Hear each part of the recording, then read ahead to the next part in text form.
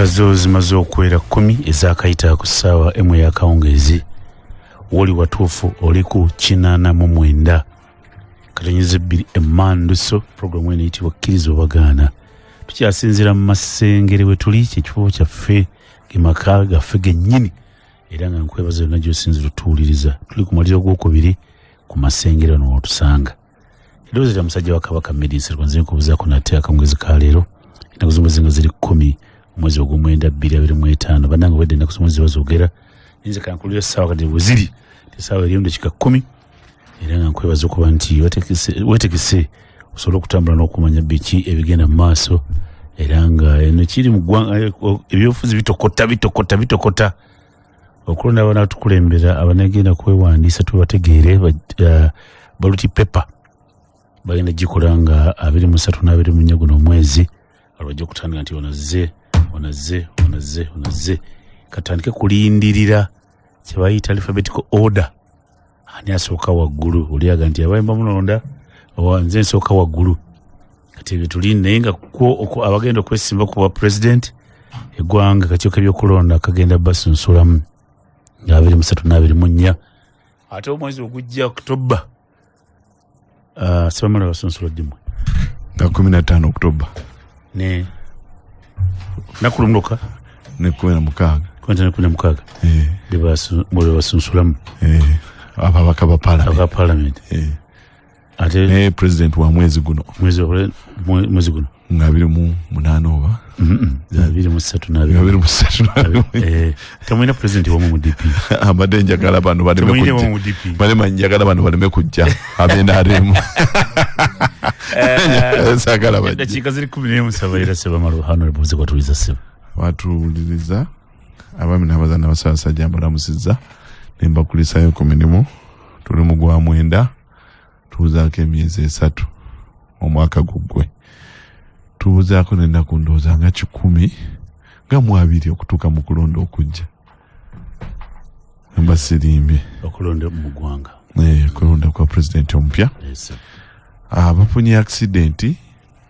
tibinyo abafu bangi ennaku zino mukulu Medi ebyawo wafudde babiri mpudde leero ne ono na mwana mulala afudde abantu bafa buli lunaku naye ku speed gye bafiirako ennaku zino etwetandikiriza tetumanyi oba gavumenti eri mulimu gwayo gukola ogw'ebyobulamu obuzibu kukutereeza ebyobulamu by'eggwanga mwe ssente muzita awaka palamenti otegeeza kyokuta release yatwagire sente za gavumenti zafuluma gavumenti yazifulumya ddi ffe twa budgeting budget yaabwe nga yebagireeta twagiyisa kati bo bafulumya sente ndowooza mu gw'omunaana nga guggwako wetwogerera kati ebitongole ebisinga birina okuba nga bifunye sente za release ya first quarter eya 2025 2026. Tuyenze amanya Sebamala engineer Sebamala Richard engineer nedda Sebo Kitiibwa naye nsobola okuyita engineer self-made engineer osobola self-made nenga neyita self-made bangi nyabali ekyanna mukakalo nekuyita wamuta engineer naye kulwa gavumenti sobola okusisalamu neyanziza nze Henry Kitambula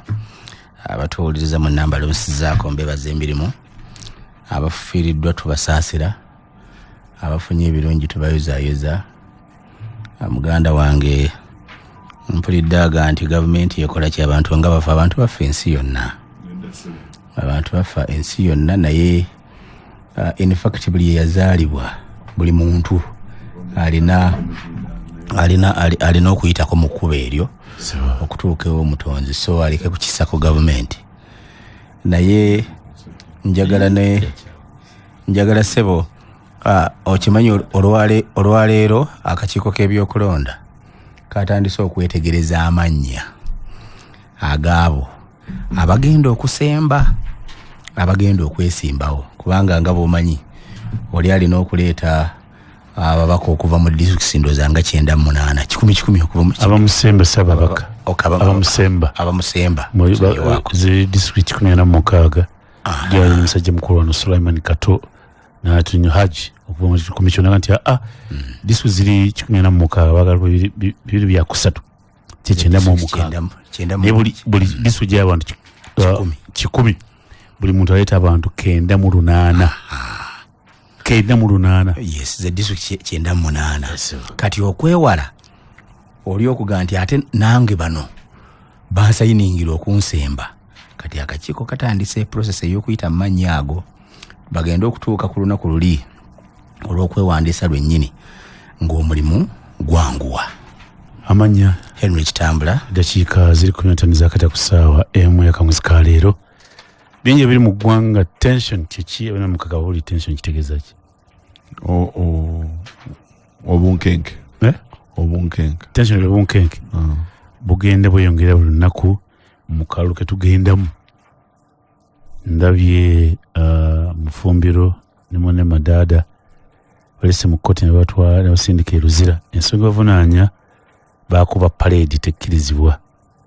badde ndi awo naye ndaba bagubye bannabyabufuzi bonna masinzizo samala ngambwe gwe bagubye bannabyabufuzi bonna bagubye masinzizo eri ekkanisa yeeganira ekintu kyekisembye tension iyo kakiiko ebyokulonda kabagobyeyo temuddeyo kugendayo babagobyeyo kakati teri kusaba nze ensi eyo gyeraze Kitambula teri kusaba okusaba gyekuli naye akakiiko kikasabye olukiiko olutwala abenzikiriza okulumbe zebenzikiriza mu begattira akakiiko k'ebyokulonda ngambye abenzikiriza zonna eyo eba yaffe yokka Intelligence Council basabye nti beewale bannabyabufuzi bano okujja okubeera mu zino ze bayita fundraising ezo meetings ez'okusonda ensimbi eyo tension kakati eyo nze gyempise tension ogise nembuuza ono amanya oluzungu yinginiya tension kitegeeza ki naga nti bwe bunkenke gatambudde bwe ntyo kitambula kuba kino budde butono olwaleero tunagenda bwe tutuna kiki ekiddako tumalako tutya nze Mr. Government ekisookera ddala kyenjagala okutegeeza abatuuliza nti tugenda mu kkanisa mu masinzizo konze samani kyabudabaza tugwe mu kusaba bwe tugenda mu byobufuzi kasomala okwewandiisa nga n'ofuuka gwe bayita candidate oba tokyaddamu kukkirizibwa kugulirira oba kuwaayo nsimbi buli nsimbi z'owaayo baba zitwala ng'agulirira abalonzi naye banga ogenze mu kanisa oba ekereziya oba muzikiti ng'eriyo ekintu kyonna kyonna ekyokusonda ensimbi ng'oli candidate etteeka terikukkiriza kuwaayo nsimbi ate least olinda n'omala okuyitamu noyokabaga nti abannange nze omutemwa gwange gwe nalina n'okubawa gwe guno naye si kikola wano kiri mu mateeka gonna mateeka galinga 3 waliwo etteeka lye bayita Presidential Elections Act etteeka erya Parliamentary Elections Act n'etteeka liri erya Local Government babalondera abagundi ab'ebitundu ligaana bannabyabufuzi okujja mu kanisa masinzizo terigaana muntu kugenda kusaba era terikugaana kuwaayo kiweebwayo naye wabanga waliwo okusonda ensimbi zonna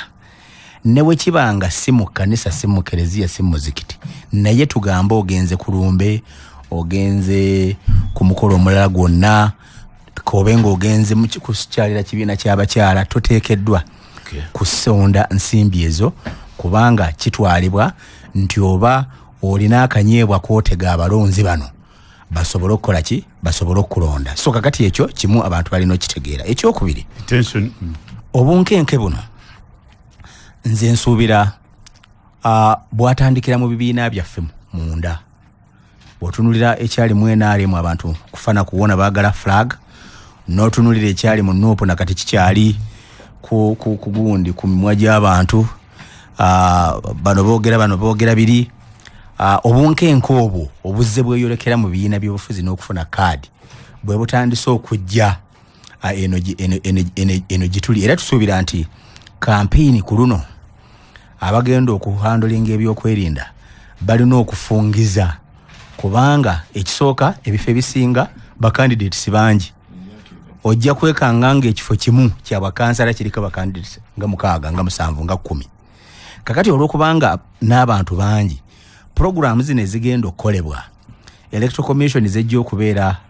wakati nga eri ne bacandidates ab'enjawulo ku mitendera egy'enjawulo okulaga gwe ku lunaku bweruti mu kifo okusawa bwezi ti olina kubaawa munaali na kubaawa ebyokwerinda bwe bitabeere byamaanyi nnyo ojja kwekanga nga waliwo collusion ejja kukola ki ejja kihandulinga bulungi n'ab'ebyokwerinda fenno nga bali mu byokwerinda buli kimu tukikoledde homework era tumanyi nti onoba okyaliko n'abandazeewa nja kuba nkyaliko naye n'abanga si kyaliko abaliwo bajja kuba bakola omulimu kubanga tuliwo okukuuma bannayuganda n'ebyabwe. Njagala kwogerako ne ku kintu kimu abantu kye balabanga nakyo kibadde kireeta obunkenke ekyokukwata abantu abamu abakwatiddwa omuli deputy spokesperson bangi bitamanyi yes kakati njagala na kino kibeere tension eno etugweza etusindika wa tumalize nayo tutya njogere kino then malirize obunkenke buno tulaba kati ekisooka waliwo emabegaawo bannaffe bano abanuupu we bakola parade oba parade mugijjukira eyo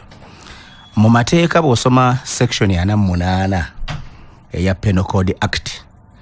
ekulaga bulungi nti omuntu yenna tateekeddwa kwetaba mu kye tuyita tonyonyola omusango drilling tusagenzeeyo okutegedde genda tonyonyola omusango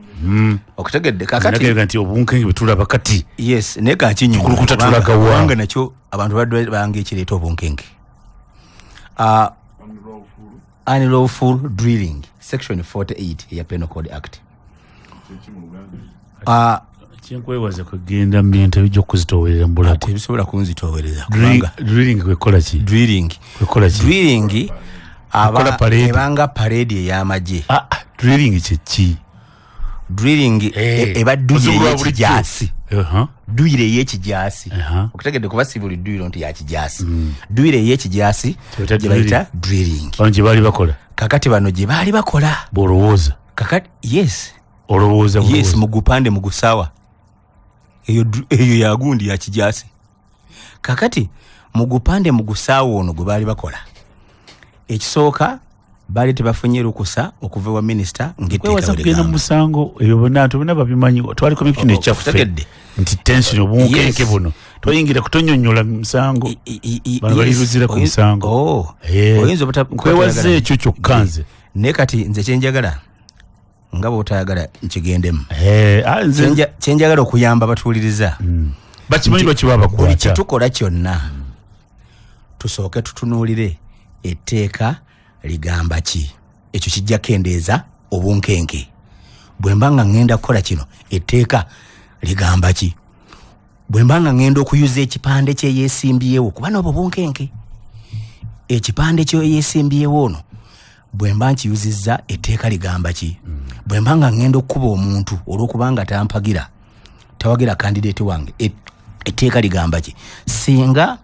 tunaagenda n'amateeka kye gagamba obunkenke bujja kuba nga bukendeera ekyo ngo kimaliriza njalo yongereko okwewandiza kutambudde kutya okusunsula mu kugenze kutya ensi eri yetya bantu bewandiisizza tuli ensi eri yetya ensi nzikakkamu nnyo abantu bewandiisizza ensi nzikakkamu abantu bewandiisizza ku bifo ebyenjawulo era ndowooza tuyinza okugamba nti tewali atoma ku buli mutendera waliwo bacandidates olwaleero so nze nabadde ntunuulira mu ngeri mu bitundu gye nsinga okutambulira ng'abantu beewandiisa ekisooka bajjumbidde naddala ku lunaku olusooka ekyo kimu ekyokubiri ebibiina byagezezzaako okussaayo bacandidates ekyokusatu baindependents mu buli bibiina naddala ebibiina ebisinga okuvuganya ebibiri baindependents ennamba yaabwe nnene nnyo naddala ku bifo ebya wansi kakati ekyo kikulaga baindependents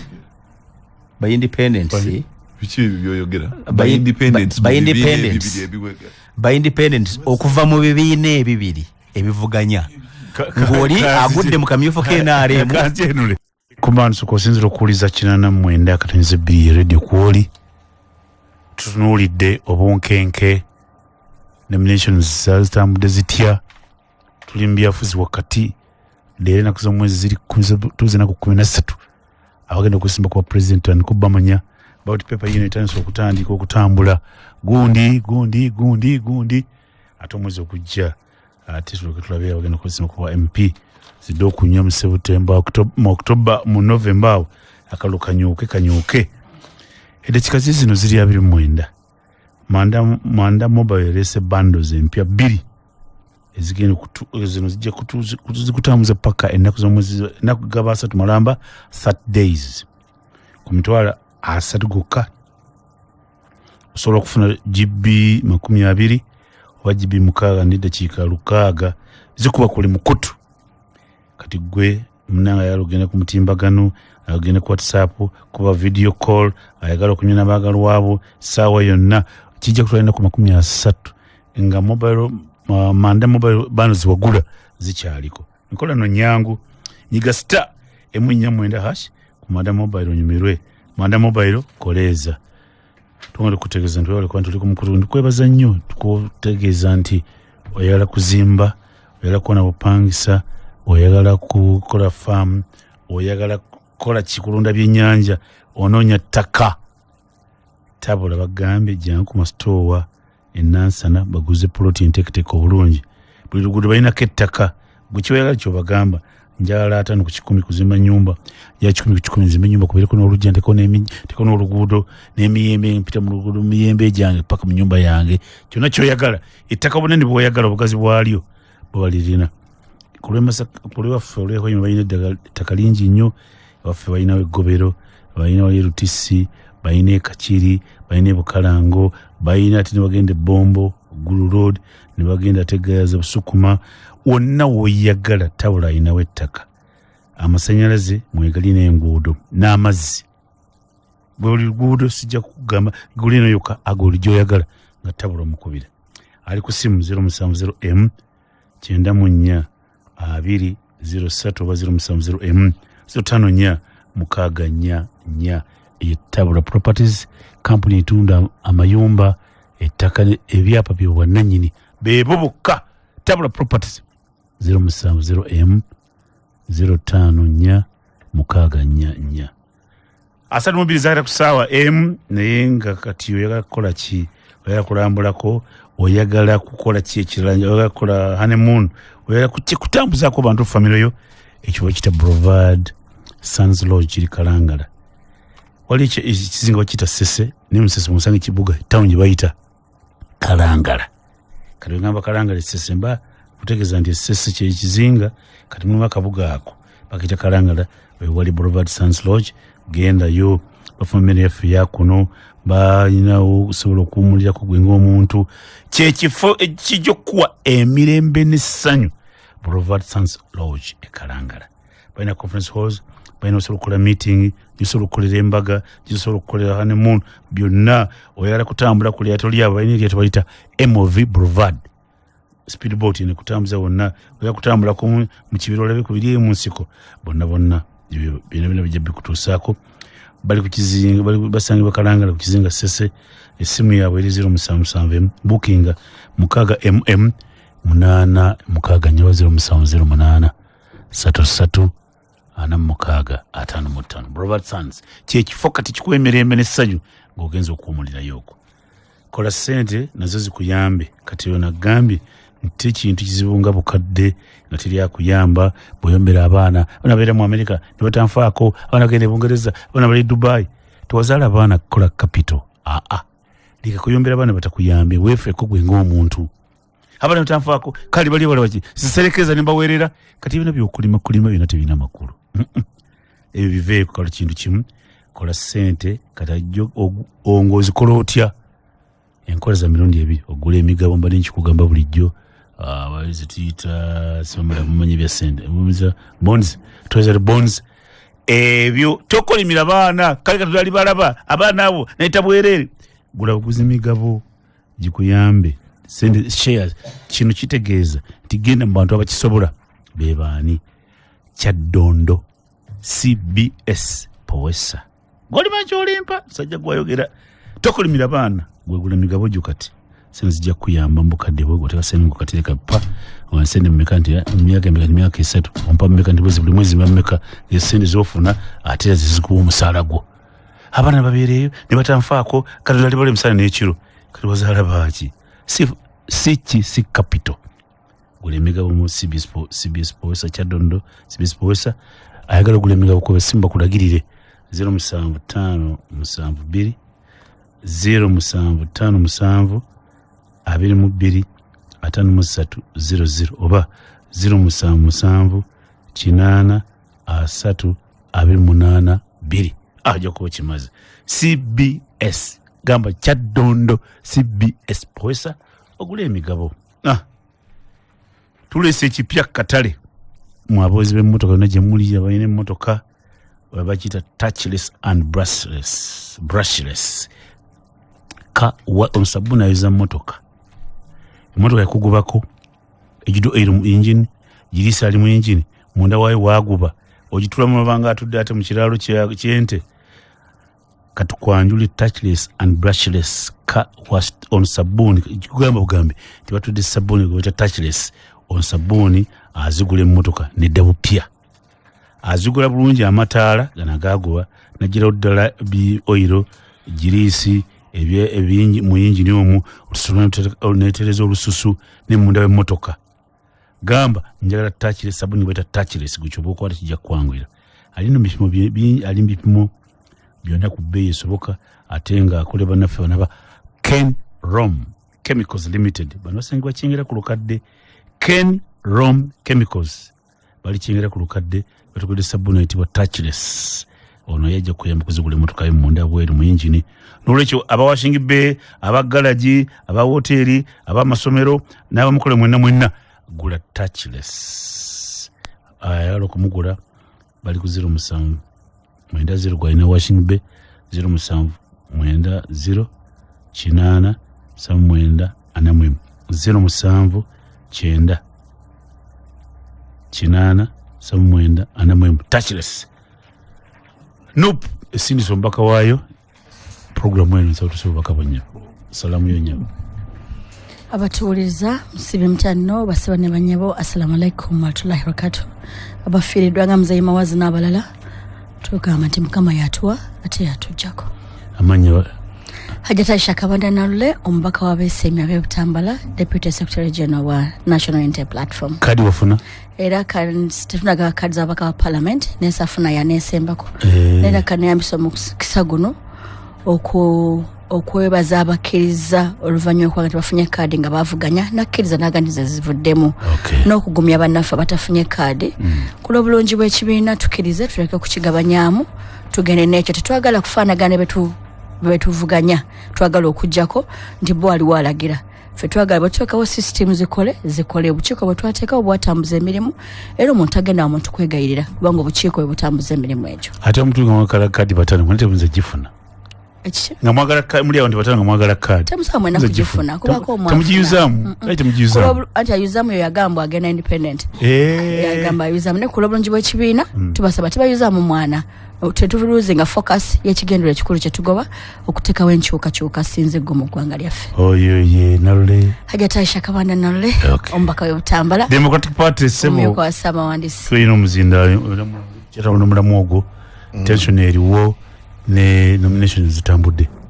engineer ejo itidde nzikiriza nsooke ngambe bana Democratic Party nti ebyali embalala byonna nga biwedde twasalawo okutwala omusango mu kkooti ate gugenda kubeerawo ku Mande nga 15 mujja mubeerewo twongere okunnyonnyola obubbi bwa Mawuni Kakundike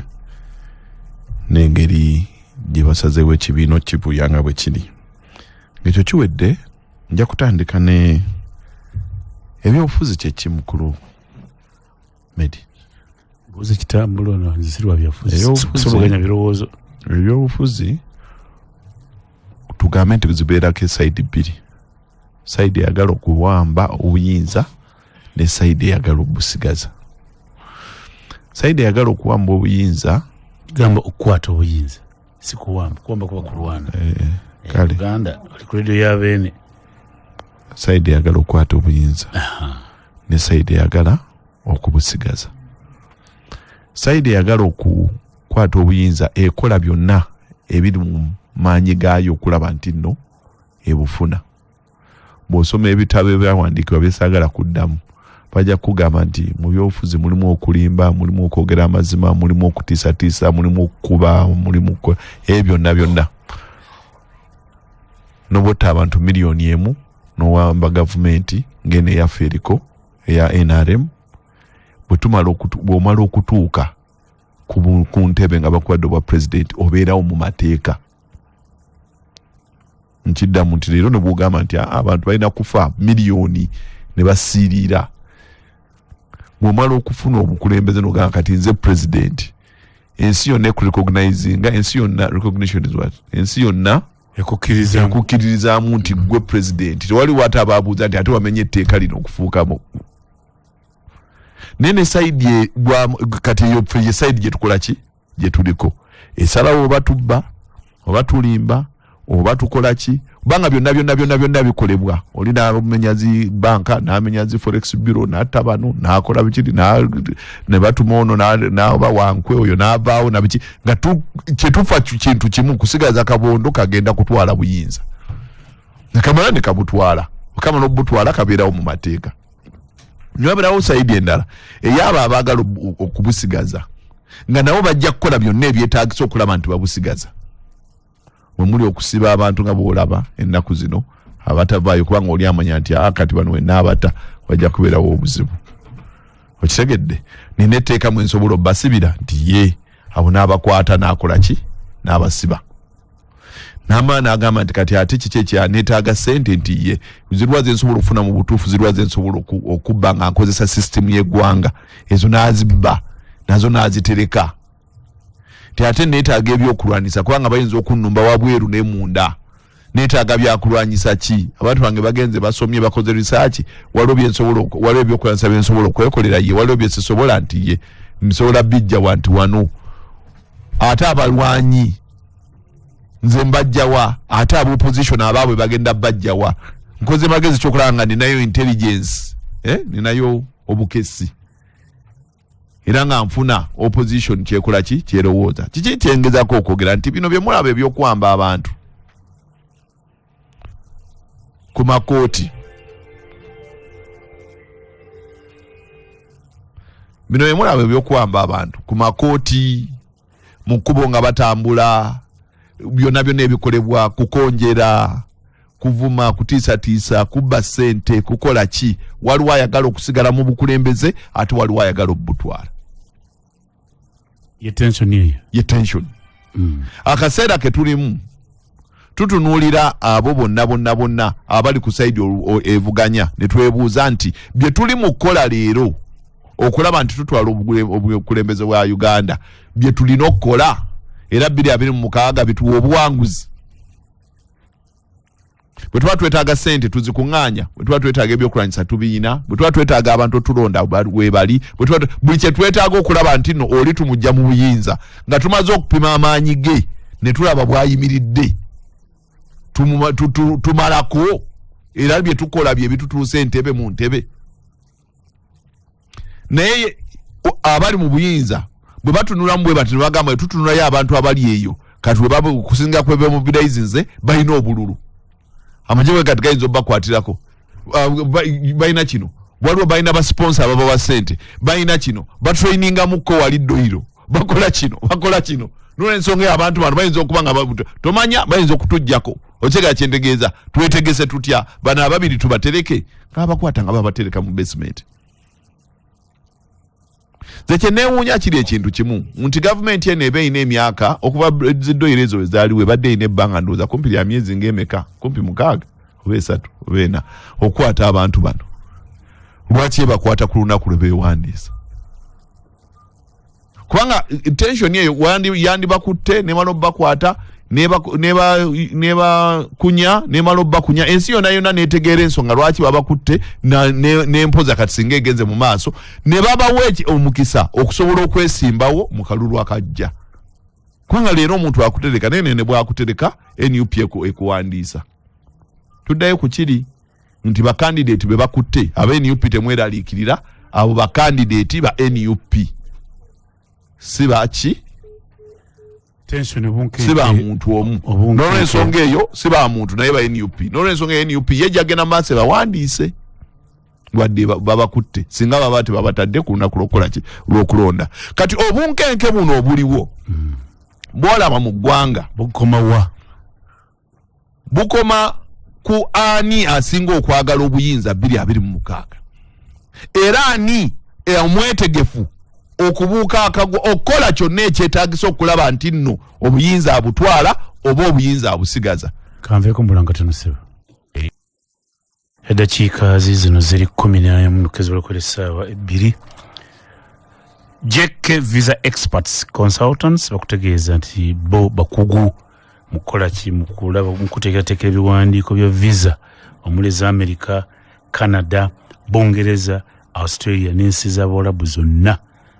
bw'oba ozeetaaga saako ne za Bulaaya zonna bw'oyogera ensi bakuteekerateekera ebiwandiiko byo ofune visa ogenda oyiiye. JK Visa Experts and Consultants basobola okutwala e Dubai mu kitundu kya Bulaaya eyo eky'Abawarabu seekyo kyokka. JK Visa Experts bakuyamba ogenda nga ofunye obutuuze mu nsi gy'oba ogendamu kebeera America kebeera Bungereza bagamba bali mu Kampala bali mu kibuga kyaffe Uganda mu bali basangibwa eri endege bayitawo ku Zanta gy'osanga JK Visa Experts and Consultants abakola ki abakuteekerateekera ebipapula ebikutwala ebiwandiiko ebikutwala ogenda okufuna visa ez'ensi ezitali zimu nza okuva kuno ng'omutuuze ogenda kukola nga oyagala waka pamiti ogenda nayo bali ku simu eneni ku WhatsApp 0772 56 37 0772 56 37 oba 0709 6 74 0M. Bank bagiyita Salam Bank egambye nti kakati fe Salam Bank tulina ebintu bibiri. Ekisooka sobola okufuna visa card wadde oba tolina account naffe aba Salam Bank. Jangu enkya ku Lwenzori Courts enkya lwakuna sabiri ez'okumakya batuguddewo ojje oyingire mu banka ojja kulaba gy'okuyamba meza weziri ojja kulaba customer care service otuuka omugambi jangu nendanga muntu yo original gwe ayagala okufuna visa card nga tolina account bano basoso kikola bali banafa aba Salam Bank. Ekirala ekisa ky'okubankinga mu ngeri y'enjawulo baŋŋamye kituuse. Salam Bank yesookedde ddala okuweebwa license ey'okukola kye bayise Islamic banking. Bw'oli ekigambo Islamic oyinza okuza nti by'abasiraamu si basiraamu bokka nawe atali musiraamu jangu bakole ku ssente ku magoba amatono ennyo kubanga Salam Bank baagiwadde kye bayise license ya Islamic banking. Ekyo kikulu nnyo. Nobeera Petero oba nobeera Sam jangu si bya Juma na Musa si abasiraamu wadde ekigambo Islamic banking. Salam Bank kyanjawulo ku Islamic banking. Islamic banking license banka yo bagita Salam Bank baagala ofune gwe Uganda onyumire ensimbi zo wewala ababbi osobola okugenda ku banking okusasula ng'okozesa visa card. Bagiyise ekizimbe kino bakiyise Lwenzori Courts jangu enejjukira nsente z'abakasitoma zikumibwa Protection Fund of Uganda ate bank eyitibwa Salam Bank erungamizibwa bank enkulu eya Uganda eyitibwa Bank of Uganda. Jangu omuleko fasilizo otirirweza ngodde eri kajjansi wokyame kasonengera mafuta ga gazi kyama omuno gwaddi gwa driver onoonya kapano njakala kuntirweza ajja kulaba parking ennene nga zenyongoma nti otuuse ku Forest Resort erweza kifo kirungi kolawo embaga osobola okuwumulirawo tulina swimming pool abaana towa bina bebeetaaga tuli ku simu 0708 529 1998 Forisi zote erweza kifo kya kumulira muko awo aya joyagala aya ne bank kutegeza ndi jangu munange tukuteeza sendezo je sendezo nkosa ATM card osolo ziteeka ku mukutu gwo mu banka yo ku Airtel Money oba mobile money aya ne bank tukikuleddera bulungi nnyo tuwe kutegeza kati ku bankinga kufuse kwangu ddala feba aya ne mu bank tuli ku side yo aya ne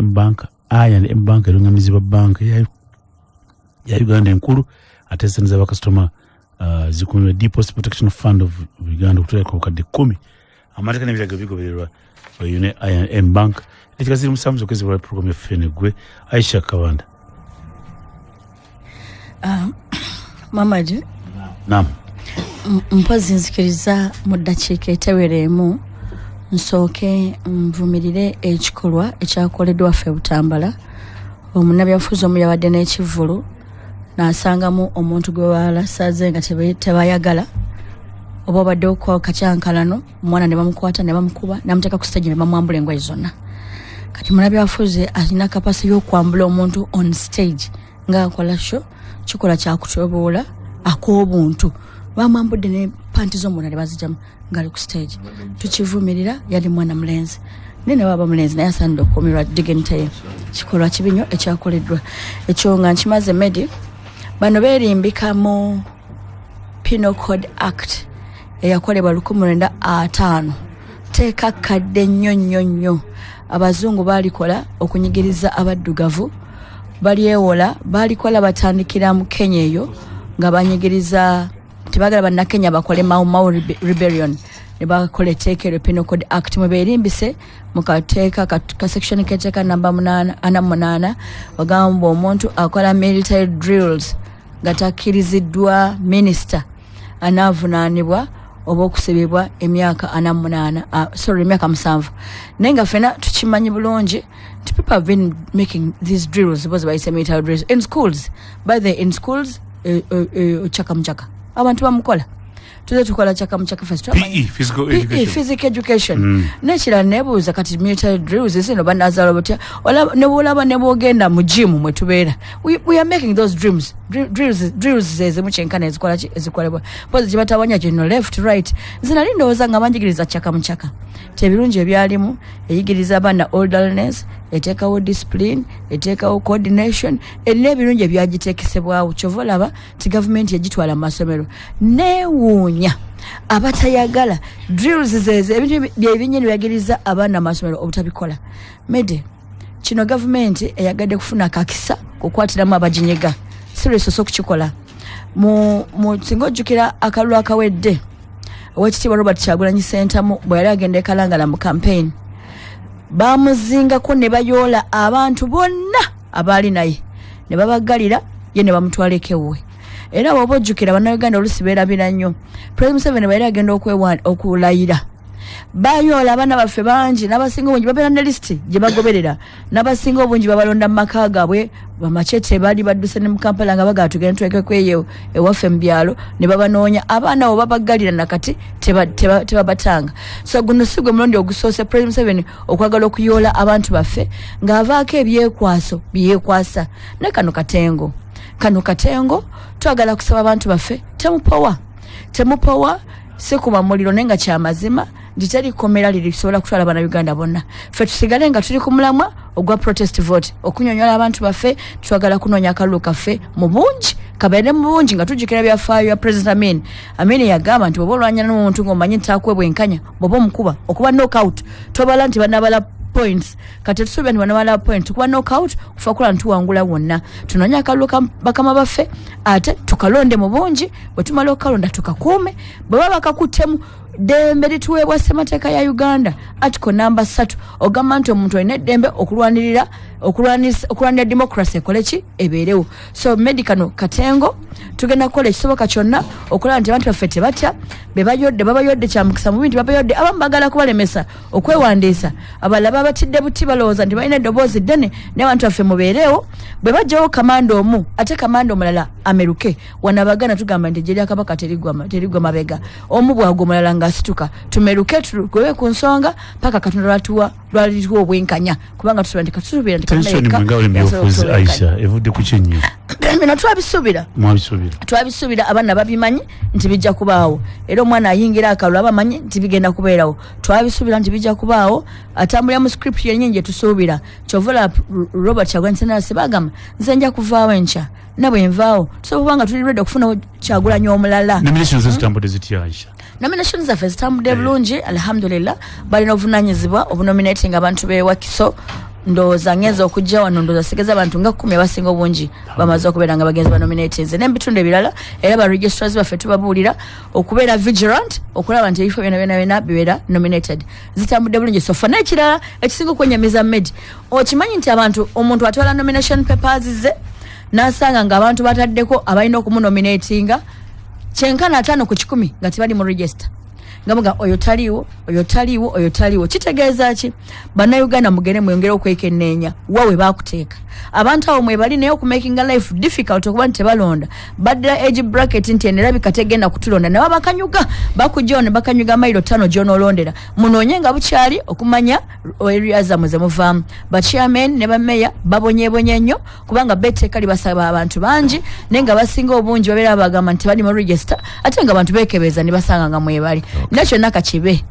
ffe teri kuzikiza amaaso gasigale nga gatunudde ku kigendererwa kyaffe ekigendererwa kyaffe si bufo buno obwa wansi kwagala kuteekayo enkyukakyuka eyannamaddala mu nsi yaffe mukalonde mukakube tukanoonya tusooka tukanoonya tukalonda tukakuume kakuuma kikulu nnyo bwe bageza ne bakakwatamu tukabanja tebalina wakabanja bano bagamba mukalonde mukanoonya mumugamba mutya kukanoonya kyekyoka kukanoonya kukalonda nga kangi ate kukakuuma namwe mutya president yakyogera nti mu Kampala wano bamubba so naffe gwe mulamu gwe tuliko naye njagala mwanyinaze Jesse mu sekendi akitegeere nti etteeka eryo likyakola twalinga naye ku bwa RDC ku bwa RCC akimanyi ne muchaka gwe twali traininga nga twasooka kusabanga lukusa kusaba lukusa twasookanga kusaba lukusa talina we yasaba lukusa n'ebbaluwa gye nawandiikira Honorable Mululi Mukasa yali Minister for Security nagiyisawowe yali mukamaawo netteeka ddungi obadde sokoleke obadde military drills ezadde military drills nedda tunulira mu nsi yo gigambe ezadde military drills ezo military drills eddakiika ine egenda kuyitako emu ku ssaawa emu ku bbiri ampuliriza tubadde n'abakulu ono ssaawa ebaddemu yokka okulaba nga batuusa obubaka ssaawa yaffe ey'okubiri bannaffe batuwaddemu ssente office ya prime minister neegula obudde bwayo buno nabbanja n'agula obudde bwe ne ofisi ye nga baagala okulaba kubaako ensonga ze batambuza honorable nabbanja ajja kubanga atambula mu Wakiso muno Makinde Ssaabagabo kale ayagala abantu bamanye okutambula kwe n'abeera bwatu nasinako essaawa bweno essaawa yeeno essaawa eno ey'okubiri era nga essaawa eno ajja kubanga tuwongera okumanya biki byonna baagambye bw'anaata tasobodde ajja tusobola tuweereza abakulu ajja kubanga atubuulira naye ngaekikulu kiri kitya nti office ya prime minister eyaguza obudde bwa essaawa yaabwe eno n'enkyera bw'eti era bw'ejja okukola essaawa ey'okubiri obe nga tuusa obubaka bwabwe biki bakoze mu Wakiso district y'ensonga eyo prime minister yagala okunnyonnyola era nga prime minister bw'anaaba amaze okwogera kuno tulina okulabala gye okwongera okutuusa ensonga RDC Mawere Peter ajja kubaawo Honorable Mudini wali mulaba naye atuuse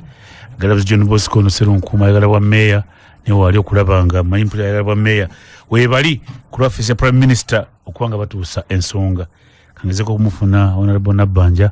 atulense naye nkugambya mpuliza nti buno budde bwa office ya prime minister yabuguze n'enkya ssaawa ey'okubiri era ajja kuba atuusa obubaka bwe alina okulambula kwe nyabo nkulamusiza nyabo ono Medi Nsereko ku CBS nyabo njogera ne Robina Nabbanja sibanga njogera muntu mulala ono prime minister njogera nange je baleko nyabo nawe jebale wendi ensi yonna ekulira nyabo nsaba obuze kubatuliza nyabo prime minister mbadde ntandise kulya kawogo kasooke nkaleke leka onyonyole eggwanga essebo njagala okutwala omukisa guno okulamusa bannayuganda mwenna abawuliriza rediyo yaffe rediyo y'obujjajja CBS nsanyusa okuba wano nate omulundi omulala nsiima emirimu gye mukola njagala okusaasira abo bonna abafunye ebizibu eby'enjawulo ate nsanyukire wamu n'abo abafunye ebirungi eby'enjawulo nyabo toyanze njagala okutwala omukisa guno nyabo okulamusa bannayuganda bonna ku lwa pulezidenti w'eggwanga era abatuusaako okulamusa ow'ekitiibwa Yoweri Kaguta Museveni asiima emirimu gye mukola era asiimira ddala kubanga emirimu gye mukola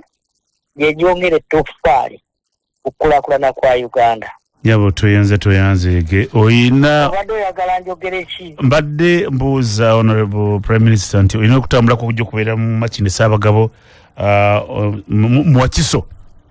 eggwanga lyabadde lyagala kumanya ki ekigendererwa mu kino nyabo nga bwe mumanyize omanyi naawe nze ndudde nga ntalaga Uganda yonna ewali disitulikiti gye sinagendamu okuggyako disitulikiti 4 mu ggwanga lyonna naye ntambula olw'emirimu egyampeebwa mukimanyi bulungi nze nvunaanyizibwa ku mirimu gya gavumenti gyonna okimanyi naliko n'ewakiso nayogerako n'abakulembeze b'ewakiso enyabo mu 2023 do you remember nzijukira nyabo nayogerako n'abakulembeze nali n'empigi nagendako empigi naliko ekayunga naliko ebuyikwe naliko ejjinja ntambudde Mityana buli wamu kale ndeke kubamalira budde awasinga ngenzeeyo kakati ekitutambuza n'okukola emirimu gino gyonna kitukakatikako ng'omukulu akulira emirimu gya gavumenti kozi luli wagamba Kamalabyonna wa gavumenti Kamalabyonna wa gavumenti nabbajja naye mbadde njagala essira kuliteeka Wakiso nga sinaliteeka Wakiso kambabuulire gavumenti abantu baatuwa akalulu 2,21,26 ekisanja tulinga abakiwerekera kikyekyo ekyo nyabo kati bannayuganda mandeeti gye mwatuwa tugisiima naye tukoleddemu ki kakati bukyanga baatuwa akalulu 2,21 2,26 ne basosowaza pulezidenti Yoweri Kaguta Museveni gavumenti yaffe ya NRM erina ebituukiddwako kakati mu mwezi ogw'omukaaga 2024-2025 financial year enyabo bwe twapimiramu wano ng'ebitundu 52 tubimaze ng'ebitundu 34 emirimu tegitambula kikyaliko kati nga oluguudo lw'Ekirakasangati Matugga tetunnalumala egyo emirimu gye njogerako naye nga manyi wetunaatuukira oba mu Desemba oba January nabe tujja kuba tumaze okulukuba ku nsorobotto enyabo kakati waliwo ebitundu 14 emirimu egitannatandika omwo mubaddemu Natete Nakawuka Kisubi Nakawuka Kasanje Mpigi olwo twalutandise ennaku zino abantu balaba lutambula twalwawo lwa compensation kati nalugenda lujja mu bitundu 14 tuluseeno naye nga waliwo n'emirimu emirala kale okuweza ebitundu 34 gitulowooza nti gigenda givaako buli kaseera so tunaatuukira mu 2026 tumanyi nti ebitundu 84 ebya manifesto yaffe tujja kuba tumaze okubikola nyabo kankuleko oli akawugoko nange malize katono wano kobadde oli kankuleko kamalirize ebyuma bipya eddakiika zino ziri 11 zakayita ku ssaawa 2 tukomeewo ne honorable prime minister nyabo tukomeewo ku mpewo eno CBS sanyusa okuwuliza manyi nti akawogo maze okukalya akawogo akatooke eggwanga lyagala kumanya naddala fe abali mu Wakiso programu ya wiiki eno eri etya era lwaki mu kiseera kino wiki eno Mwakiso ogenda kukola ki era lwaki kikoze wiki eno? Kakati batuwa reports mu office nga reports zino tuba twagala okumanya ne batuwadde obaddala gyebiri. Ensonga lwaki tutambula bakiyita oversight mu Luzungu. Tutambula olw'okuba twagala kumanya kati focus yange oba ne tiimu yaffe eri Wakiso. Kati Wakiso mu byobulamu oba mu byenjigiriza mu mazzi n'ebirala kati kanjogere ku njigiriza. Mukimanyi nti gavumenti yaffe erina policy oba enteekateeka egamba buli muluka gubeeko essomero lya primary. Disitulikiti ng'oggyeko municipal erina emiruka 100 ate municipal council zirina emiruka 45 naye emiruka 10 egya disitulikiti buli muluka guliko essomero lya gavumenti bayita government aided primary school. Ekyo kunze oba n'omuntu yenna amanyi statistics coverage eba 100%. Gavumenti yaweereza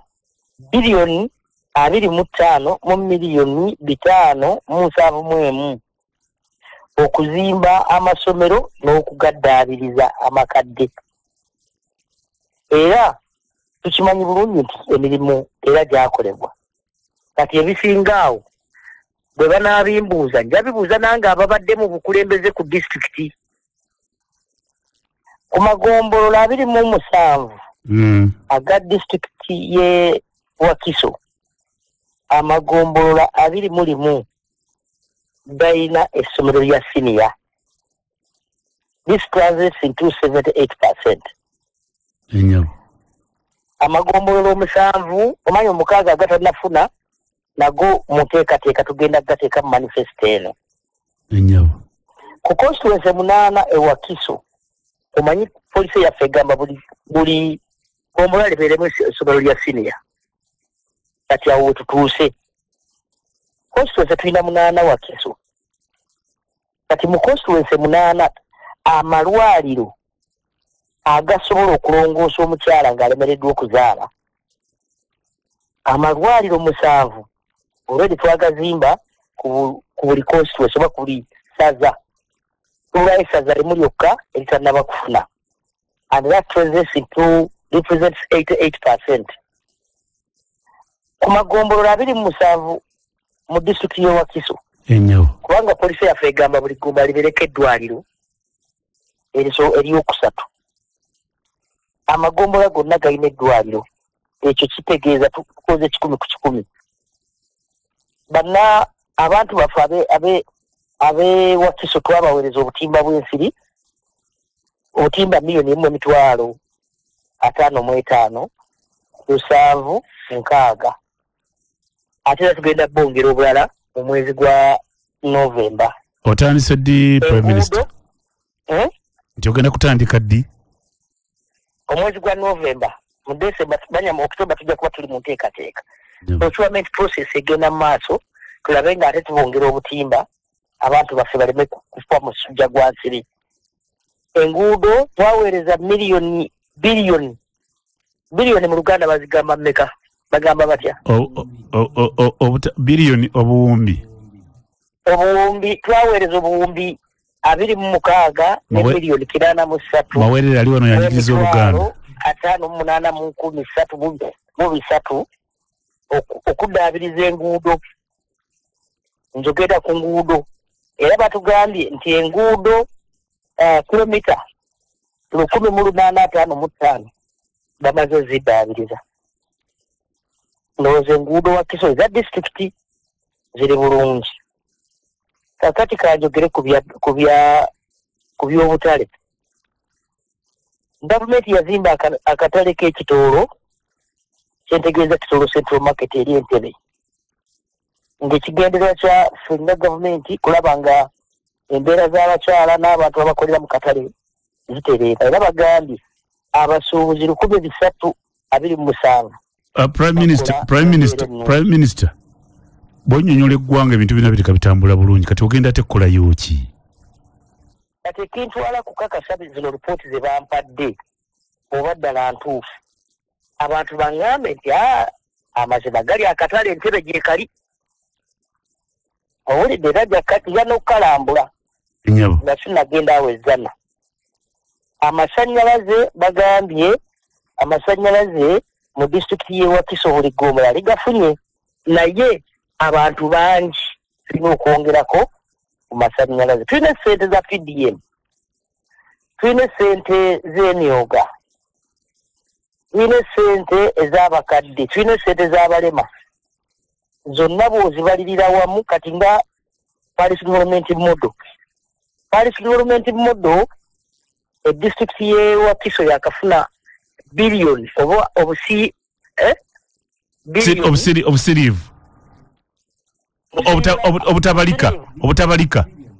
obutabalika billions 31 billion 20 million naye bw'ogattako ne municipalities zonna muzijja mu 45 billion 400 million ebyo byonna Prime Minister obyogedde omuntu ogenda munoonyeza akalulu ani omuntu wo muzeeyi Museveni tugenda munoonyeza akalulu tambulako kuno olw'okuba olw'ensonga nga bbiri esooka pulezidenti yatereeza ensi eno n'aleeta obutebenkevu peace and security eyo nsonga ya mwanjo nnyo ko tosobola kgenda kati mu Gaza n'ogaawo ogenda kwogera bino bye tuliko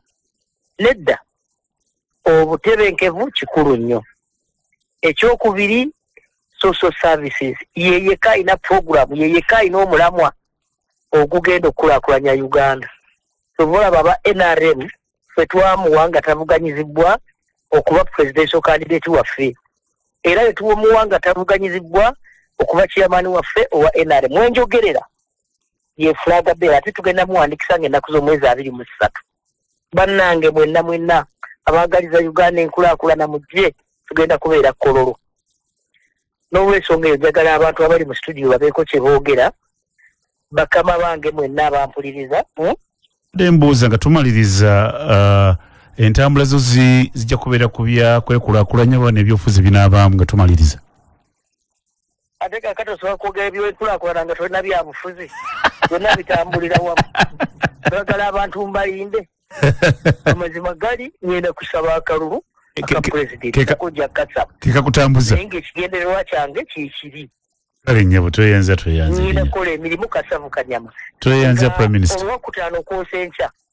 tugenda kubeera awo ezzana kulwokutaano bajja kyogera awo ate olw'omukaaga tugenda kubeera Kiira ku Sande tugenda kubeera Wakiso twesangeyo tugenda kutuula olunaku gatwogere tweyanza kenyaba mpulizo ebikwata ku kitundu ekyo obadde ondaba nga tubikola wonna mbadde nkulaba ku TV kale nyabo tweyanza tuwa obudde buno kale nyaba ampuliriza oye right honorable Prime Minister w'eggwanga lino Uganda Robinah Nabbanja Musafiri alina enteekateeka z'okutambula nga alondoola enkola ya gavumenti mu Wakiso Makindye Ssaabagabo batandika Lwakutaano baaba ku Lwomukaaga bagende ekira wa Ssemuju batambule wonna awo nnina okubeera ewa Ssemuju nga Prime Minister gyali ndaba ebiki ebigenda mu maaso naye ebina tubyogera kuga nti buno obudde bwa Prime Minister's Office asindikidde era Honorable Nabbanja right Honorable Nabbanja asindikidde mwamigala buzinjabuze kwatuliza John Bosco senukumabuze kwatuliza abatuuliza bonna Radio Ssaabasajja Kabaka mbaniriza nnyo bali kutuwuliriza erinnya Galazo John Bosco Serunkuuma tiketi NRM addako meya Makindye Saaga Municipal Council 2023 ye mukulu Galabuzi John Bosco Serunkuuma ayagala obwa meya bwa Makindye Saaga Municipal Council ku tikiti ya NRM tali yekka era Prime Minister esindikidde omuntu omulala Philip Muduni ono mundunu ye mu Honorable Sebo buza batuliza abatuuliriza erinnya Munduni Philip akutte flaga ya NRM ku kifo ky'omubaka bwa Parliament Makindye Ssaabagabo. Twebaza nnyo Ssaabasajja Kabaka olwa CBS 89 katonyeze 2 Fama Emanduso. Bondu nayagala kubeera mbaka Parliament Makindye Ssaabagabo kugambye nti ategala buzi John Bosco Sserunkuma kubeera meya wa Makindye Ssaabagabo. Kati na RDC Mawerere Peter. Webale nnyo omutesitesi amanya gange nze Kadda Mawerere Peter Simon nga nzize wano okugumiza ekigambo nti tugenda kukyaza Prime Minister nga nze okulondola emirimu egikoleddwa mu Makindye Ssaabagabo kubanga engeri gye tuli nti tugenda mu kalulu twagala ebigambo tube na bitono nga naye nga ebikolwa webiri service delivery tube nti akalulu ka muzeeyi kavaayo bulungi. Akati gwobo ino sigano muzano RDC. Kiki kiri ku ground. Webale nnyo omutesitesi ekiri ku ground kulwa government n'ekibiina kyammwe. Kulwa government n'ekibiina kyaffe tukoze emirimu mingi naddala nga kati enguudo mu Makindye Ssaabagabo zibadde mbi naye kakati ezisinga tuli kuzikuba kolas kubanga twafuna World Bank netwa sente era kakati ekibadde kitatusibyemu lwakubanga nti abantu abamu right of way gye tuliko otherwise kati emirimu gisinga kolas yatandise okukola ki okuba nti enguudo ezisinga atuuse okuba nga bwali. Tuyenze Garabuzi. Ncha Prime Minister agenda kulambula Makindye Ssaabagabo. Esebo mukama. Kiki kyalese gwe ali kugulana kyatayogedde. Prime Minister ebisinga abyogedde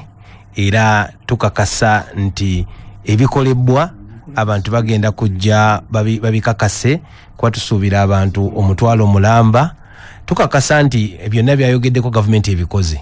Twagala abantu bajje bamanye ettaka taliyogeddeeko enteekateeka y'ettaka twagala bajje tumanye nti kwabagezezzaako okusolvinga problem y'ettaka twagala tuba n'amasannyalaze kubanga Makindye Ssaabagabo twagala yakayakane nga meya ndi mu ntebe twagala egenda kufuuka kibuga so twagala tuteeketeeke tetukyayagala abantu kubeera mu ofiisi nga bikolebwa mu ofiisi empapula ne zigenda mu ministry twagala n'abaminisitule bajje ku ground balabe nti accountability abantu sente zijja zifunibwa bwe ziba nga ziwutanyizibwa wakati mu bakulembeze abali mu offices ekyo tukimanye wakati NRM ezze kugogola ezze kutereeza omuntu wa Wakiso ate Ssaabagabo municipal council okutwalira wamu aberenga yeyagalira mu kibiina. Abalonzi ba Ssaabagabo nga tebabalabawo. Tabakirabo ekibiina kyo. Kati sebo yene ensonga laki tabakirabo ekibiina kyo. Ensonga yetulese.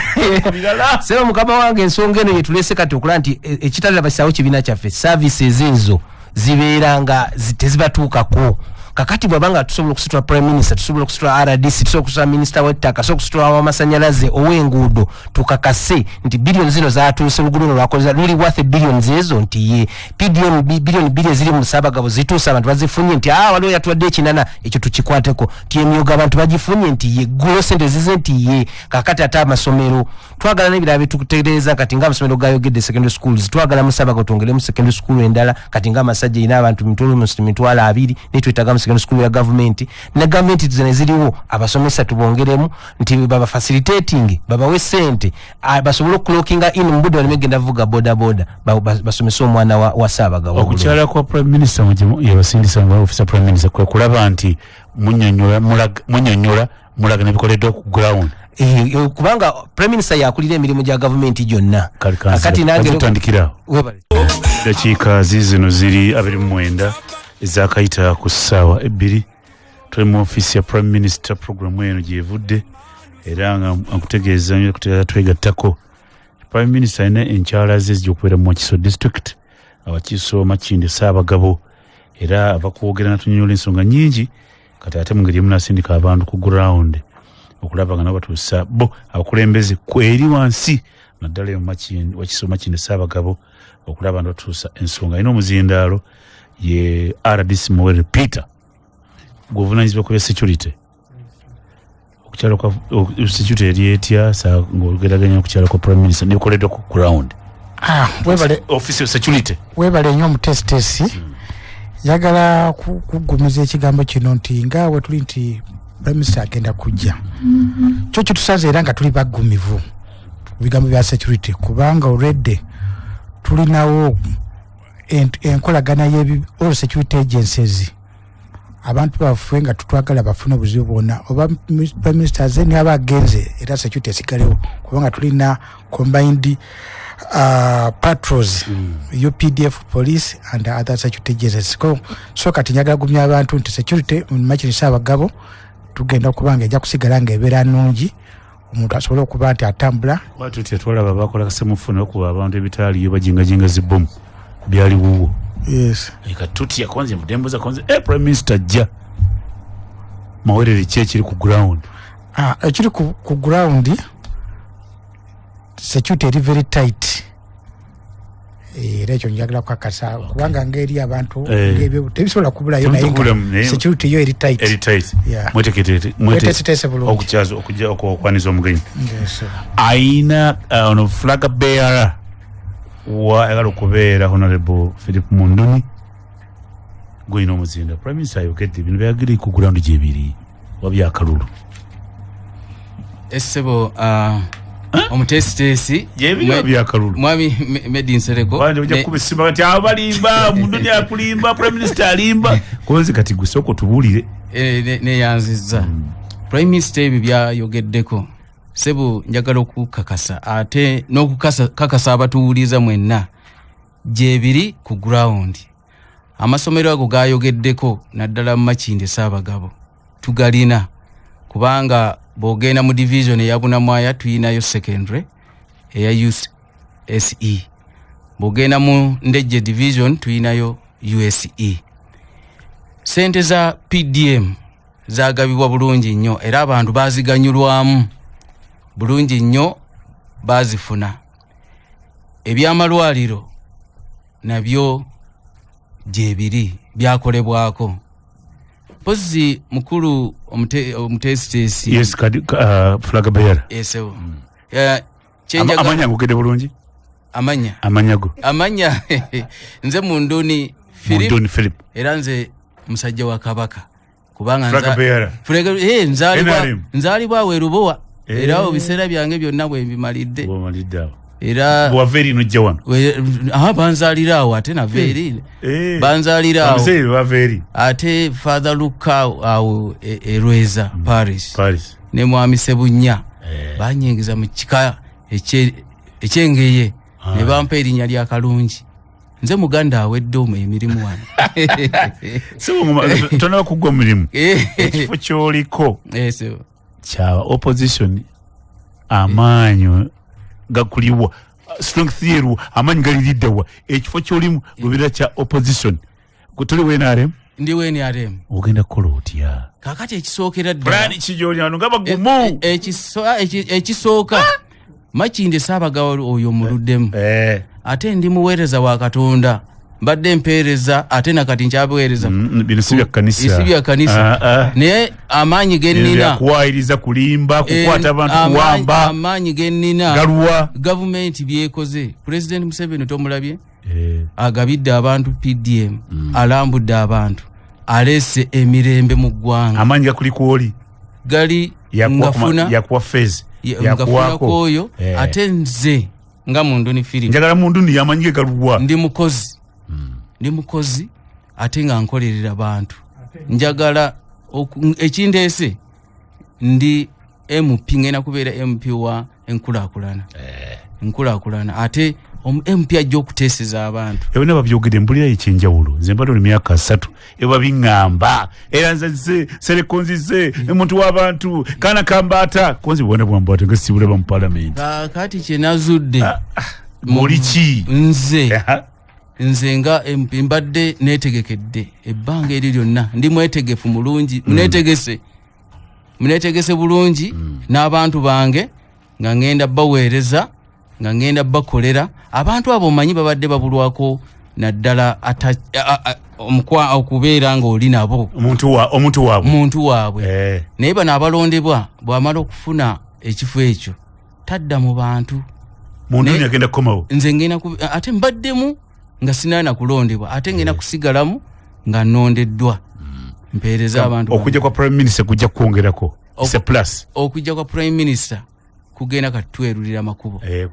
era nsaba abantu b'e Makindye Ssaabagabo temulekerera temugayalira lunaku olwo olwokutaano mujje mu bungi kubanga enteekateeka yaffe y'abantu abasoba mu mutwalo gumu. Okay, tuyanze Sserunkumu nzizewo kubanga bino bya local government esebo omanyi omusajja nyigiza local government wamuyita Amatiyalo nga bwanika yatunyumya nyigiza local government ne muyiga esebo Naluyima esebo abajigiza nnyo local government esebo kakati gwe oyagala bwa mayor true false very true bwa mayor njagala bwa mayor Makinde Saaga municipal council era kyamuntu nekikwatako esebo bano abaliyo abali ando bakyabaagala abatali bakibiina kyo esebo ogenda amanyi ko galuwa amanyi gange gandi mu bantu okusooka kwa byonna nti abantu bategedde nti kakati service si kibiina si opposition si biki omuntu quality ye obuweereza bwe agenda kutuusa obuweereza ku ground kubanga abantu babalonze bana babadde position badde emyaka almost 2 ne balaze nti nabo bennyini tebasobola kukwata mugambi mundu awaze opposition badde emyaka 25 kati tuze nawe woze eno tiimu ez'okusisigulula Sserunkumu nawe woze John Bosco Galabuzi wenzizo okusigukula era batandise dokudduka bavaawo sebo mwami Kabuzi abadde yagambye Galabuzi kazenze ngenzi saire kugera manja kugale ati yabadde kati mwogera kubanga yavuddewo kakati bensigaza bamanyi sijja ganti bangu abantu bajjo tubuulira kubanga asavinze nalaba nti ebintu bino kakati kambirekere ku Galabuzi kakati basebo yasebo ne yageze yakiriaga kati nsavinze ko kyenkoze kakati kine ekintu kakikwaza Galabuzi amanyi gange okusoka gandi mu kibiina kyange cyane narem kubanga nze nkwatidde ekibiina flag kitegeeza kuko nyini kwentambulira nenjoka nzimbira kumanyi gaffe agakoleddwa ng'ekibiina okuweereza obuweereza bwe kirese mu bantu butwagala okutambula kutubutuuse kubanga bujja naye tebabumanyi tubamanyise tubategeeze tebabumanyi abali mu office tebabatuusaako kubanga balowooza banaaba batuusaako nga gavumenti efuna credit nebwokomaawo webalenyo omusekato Emmanuel mumanyi kato toba mu office tamu clerk nze mbadde mu dipaka ngamba tulambula nnyo tuulaawo kato ono kato mumanyi oteredde bino prime minister byayogedde obuweereza butuuseyo wansi kubanga abwaddeko obujulizi Galabuzi aga nti tebituuka kati gwoli mu office town clerk kato Manuel bulira batuulize era mukama wange town clerk RK Mande Richard jali mulungi asindise nangamba nti nzije bwabirawo ensonga ene eri technical nji mulungu iyo njirabye nze era ensonga nga prime minister bwazogera niwankubadde kiwulikanga ekintu kya politics prime minister bwabanga avudde waggulu eri okujja mu municipality okulondola emirimu azze kulaba ffe baze okuba mutoji sira bifuze ate ffe tuli ku line ya technical ripoti zilizo agenda kunonyeza munyanya ripoti zowulidde zagamba nti bafuna ripoti kati ajja okukakasa nti figa gye wamuwa yeeyo njagala okuwa ekyokulabirako nga Ssaabagabo PDM SACCOs tuli mu ssente katuli mu billion 2 mu miliyoni nga 474 ba beneficiaries tuli mu 1,997 twagala abantu abo bajje baanirize prime minister nga ze eyo PDM emyoga SACCOs ziwerera ddala 692 era zifunye ssente ziri waggulu wakakadde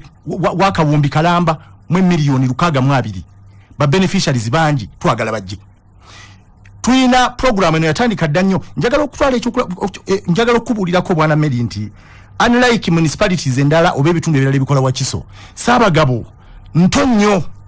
era ndowooza wano tulina okuwa credit government kubanga obuto bwaffe nga municipality luli twali kyalo kati municipality ya myaka 10 gyokka naye speed kwe tutambulira ffe nga technical nga tuteeka mu nkola programs za government lwa sente zino zetuwa tuli ku speed ya kizungirizi mbadde nkyakubulira programs zetuyina zino ze zimu programs ezimu zetubaye tutambuza kati nga program ya YLP zino sente zajja dda mbavubuka era sente zino zaali kumpi miliyoni nga 6 miliyoni zino zaagabwa mu bavubuka groups z'abavubuka ne bazikozesa era bw'olaba businesses ezimu eziri mu municipality ezitambula sente zino ezimu mu bavubuka be sente zino abavubuka be sente zino zibakozesa tubadde ne programs nyingi kati nga programs z'abakyala iwepu sente zino zagendanga mu bakyala miliyoni kumpi 93 abakyala bazifuna abakyala bino betwagala okulayininga tubalage prime minister nga ze sebo tugenze tufuna sente nyingi n'abakadde bagenze bafuna sente zino sente z'owulidde ez'okuyambako abakadde kakati eyo livelihood sector bwe tugenda mu works oba road sector so prime minister abadde agyogerako era tusaba ajenga obudde bukyali tusobola omulambuza kubanga we twatandikira municipality twalina enfufu y'amaanyi bw'oyita yennaku zino ogenda okulaba nga ebitundu ebyenfufu bigenze bikendeera tube tulina ssente eziva mu central government okuviira ddala mu mwaka gw'ebyensimbi 2021-2022 paka ne kaakati tuze tufuna ssente kilometers nnyingi nnyo ze tuzize tukola era n'essaawa zino project zitambula fe tuli emu ku municipalities ezafuna ssente za Greater Kampala Metropolitan Area olwaleero abantu b'ekibutika bwe mutajja kwaniriza Prime Minister mujja kuba mukoze bubi kubanga ssente ezikola wansi eyo zivudde mu gavumenti era ffe nga batekniko njagala okutwala omukisa guno n'okwebaza abantu ate kino mmeda abantu bakitegeere nti ssente zino bwe zajja tezaaliko kugula ttaka kugula bantu oluguudo gye luyita naye abantu bakkiriza okologanira wamu ne municipality ne government okutuwa ebitundu byabwe eby'ettaka era enguudo gye tuziyisizza tewali mirerembe abantu bakoye enfuufu era tuli mu kkuba mwasanjala okwo kwe tuteeka n'okumaintaininga ate zino ez'ettaka ze tukyalina kilometers nyingi nnyo enguudo nyingi nnyo nga bw'omanyisa abagabo yemu ku municipalities oba yemu ku local government eziri mu Wakiso ezirimu abantu abayitirivu kakati abantu bano abayitirivu tebajja kwebaka abantu bano abasinga bwana medi bava mu byalo era bajja mu Ssaabagabo okukola mirimu era ffe twenyumirizaamu nti Kampala eno temugiraba nti muli wano ffe tusinga okuba nti ffe tulina dormitory esulamu abantu b'omu Kampala kati abantu gye basula ebadde nfuufu essaawa zino tugenda okugoba enfuufu olwa ssente zino zituze nga tufuna mukama wange programs nyingi sijja kuzimalayo naye olw'obukulu bwa programu eno n'okulambula biki gavumenti byekoze mu municipality ya Ssaabagabo njagala okwebaza abantu ba Ssaabagabo kulwa mukama wange town clerk kubanga tukoledde wamu omanyi ebyobufuzi biyinza okubanga weebiri naye ate abantu balina bye batuuka ne balaba ebikolebwa nga balina bijjumbira ne bateeka ku bbali ebira ne baga nti tukwatagana ne municipality kubanja ala okubuulira ffe nga ba technical officer singa abantu b'awansi babeera mu politics ayitiridde omungi ennyo ate ffe emirimu oluusi gyeveera naye njagala okwebaza abantu ba Ssaabagabo on behalf of Mr. R.K. Mande ne ba technical staff bonna amanya nagogere bulungi amanya nze Manuel Kato batemyetto okuva mu office ya town clerk Machine Ssaabagabo municipal council Richard Keman ampuliza bakulu betwogera ampuliza jolenzo kwanga omugbo okusosa okuwulira Machine Ssaabagabo fabwanga ndi ku kyalo kino Uganda naddala mu Kampala Machine Ssaabagabo ono ali mu Kampala ali mu Wakiso district ninga ali mu Machine division Machine division ekulemberwa ali nganda muli ennyama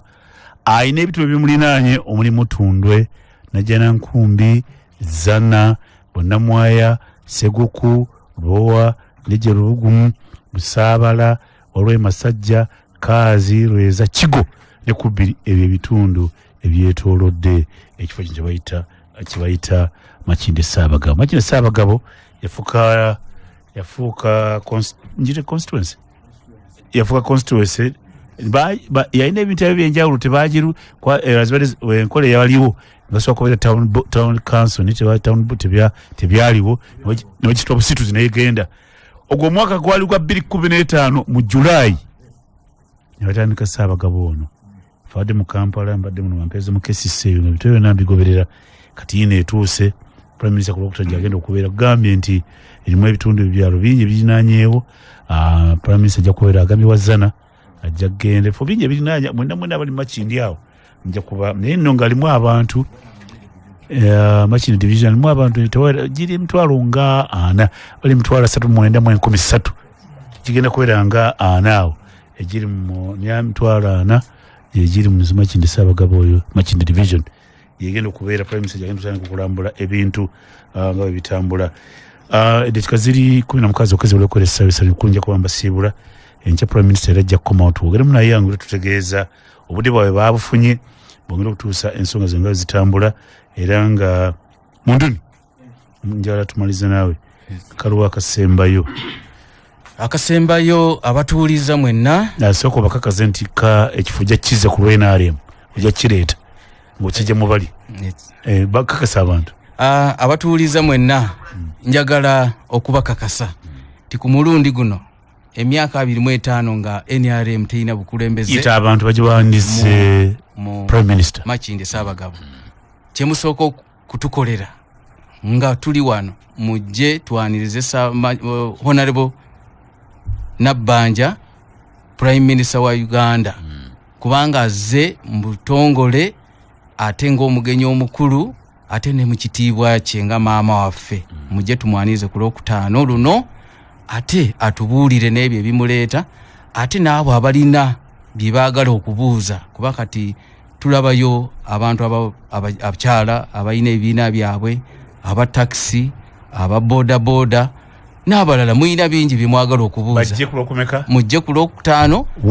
wa ku Lufuka awo ku Zana era ekifo ekyalondeddwa kituukibwako bulungi nnyo. Amanya gosebo Mondoni Philip agenda okubeera member of parliament owa Makindye Sabagabo ate wa NRM asoose. Ovadde mu UPC? Nze sigenda nko ekibiina. Dakiika zino ziri 13 zokka ezibulayo okuwera essaawa 3. Katonda bw'akuwano bangululiza CBS oba weesimi kubanga omanya muli mangi amalungi. Nagambye bannaffe awesa sabbuuni ayoza tukuze emmotoka ne kugamba banka zonna nzikugambye kati njala kukugamba ekipya kiikino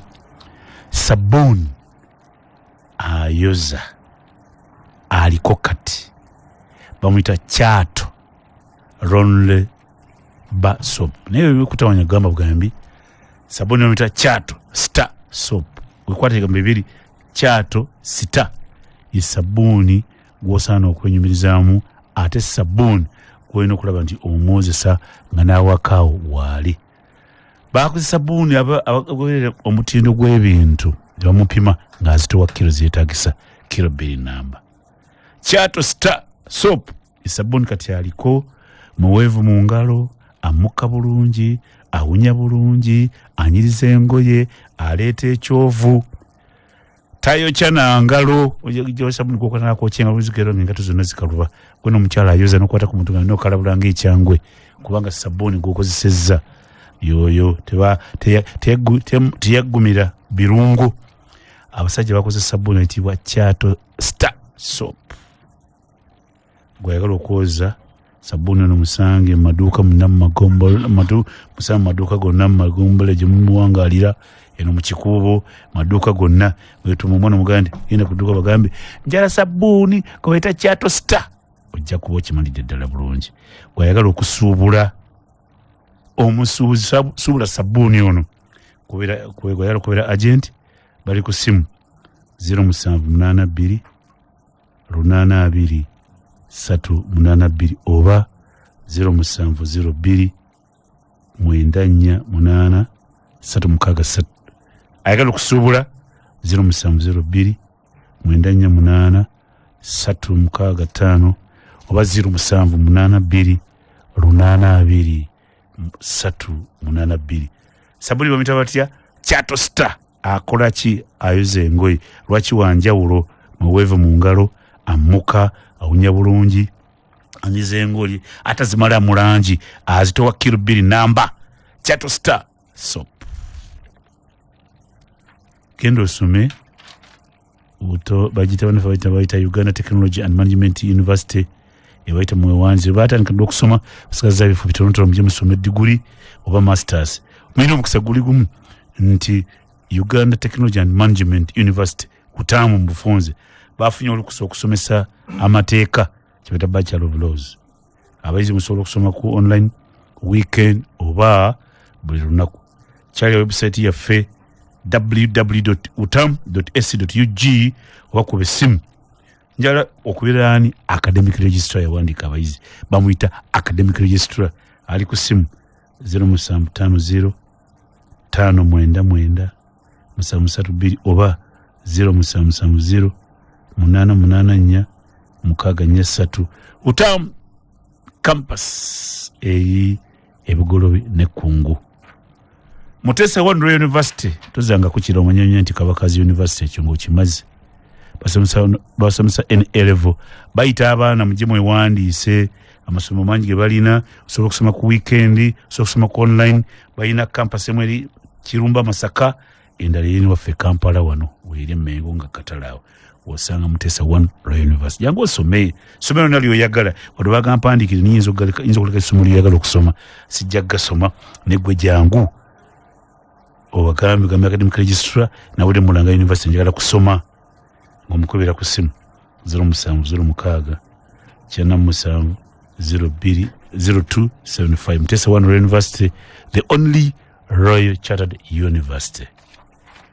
Oyina ensonga z'amateeka zoyagala okwebuuzaako mu by'amateeka.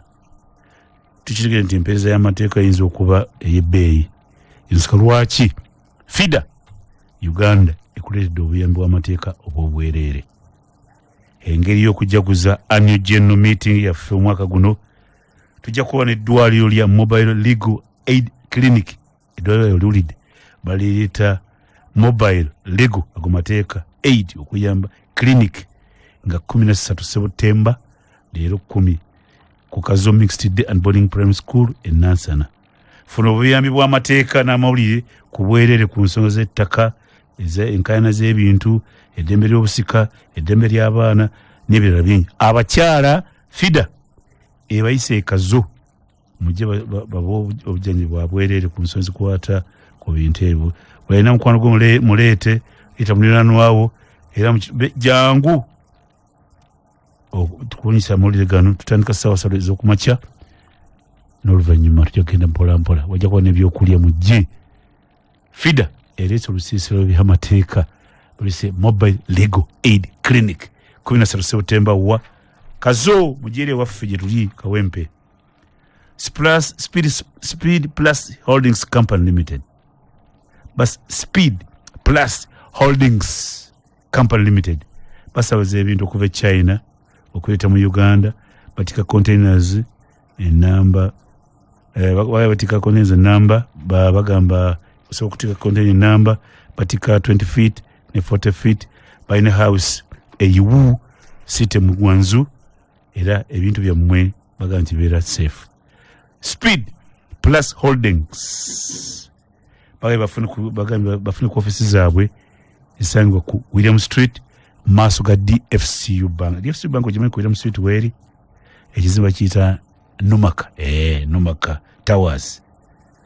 nomani mu byakulamusa Numaka Towers kisinga namba N10.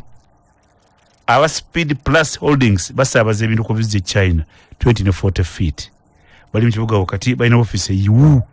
era ngambye ndi kutegeza jango bafune ku William Street oluguudo olusembere eringo kugenda wa Kiseka wale DFCU Bank nemba kizimbe kye kiri awo bakita Numaka Towers isinga namba N namba 10 kube simu timweba Speed Plus ya kuja mali yangi China bali ku 0702 2 38 2 wa 0772 5 0M 25. Speed Plus Holdings Company Limited. 20 feet, 40 feet, you never tell you about. Tumalirize Senukuma galabuzi ita abantu bagiye kusinkana abanize Prime Minister. Basebo ne banyaba batuuliriza. Nakalozo ko sembyayo. Kaloozo nja kusooka kanzusa kaloozo k'ensembyayo nsaba banna makindi saba ga Municipal Council olwaliro batunuulira obuweereza batunule NRM bajesige bajiwo obukulembeze balabe makindi saba gabo bweyakate bwetinta amaziga ge bakaabye ebbanga lyonna ganaazibe okuva ku President Museveni ku LC5 MP bameya tutugogole saba gabo tujize ku mutindo. Nja kusaba abekabuuma Masajja Division mujje banji kuba mmwe mwino omwalo ogw'amayanja ensonga twategeza Prime Minister naye twategezeddwa nti nera guli mu plan game ke plan weeri mujje bagibategeeze municipal bategeeze kugenda kukolebwa gutya nga aid gye baba wadde honorable gye wadde kyajja naye mujje banji tubabamanyise nti sente zonna buli kintu kiri mu program kigenda okukola ate nebaza nja kutwala omukisa nebaze aba Church of Uganda kubangira amasajja aba enteseganye zigenda maaso okufuna seed school mutulongeremu essaala ebintu bitambule bulungi tubibaze government erese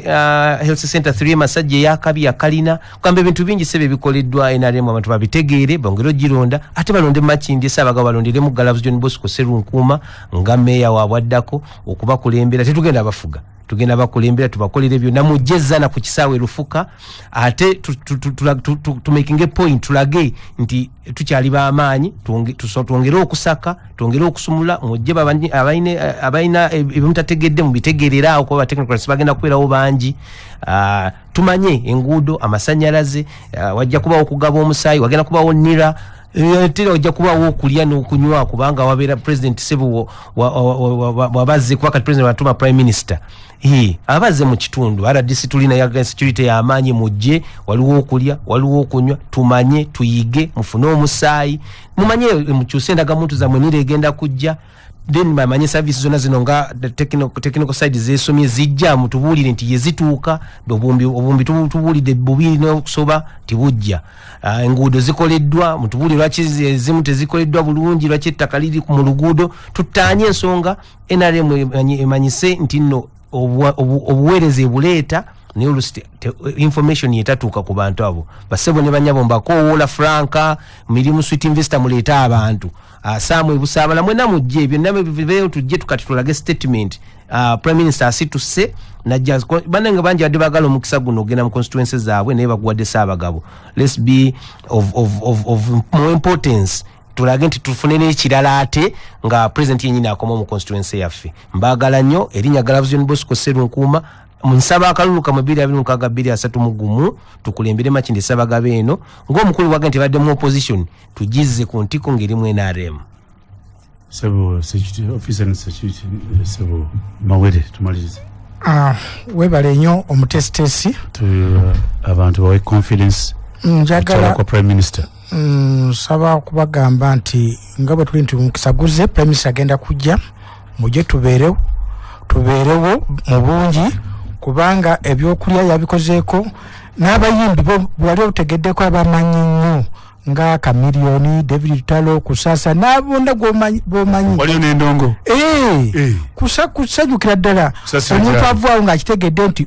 2026 President Museveni kalulu kwali tumwa kalulu naye ngera amanyirira nti obuweereza we buli